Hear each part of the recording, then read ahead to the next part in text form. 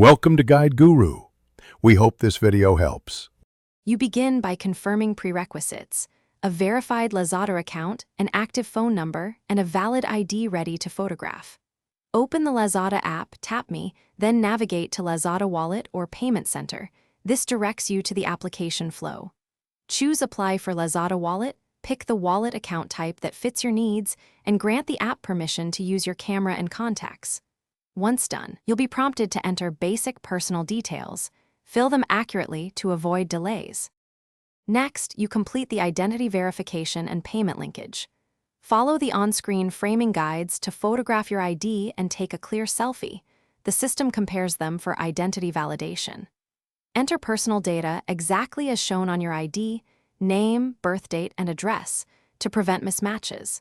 Then link a bank account or card by entering details.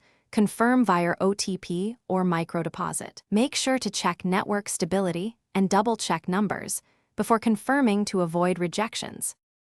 Finalize by reviewing terms, setting a secure PIN or enabling biometric access, and submitting your application. After submission, monitor your application status under Payment Center. Approval can take hours to a few days depending on verification. Once approved, enable features like auto top-up and link preferred payment methods.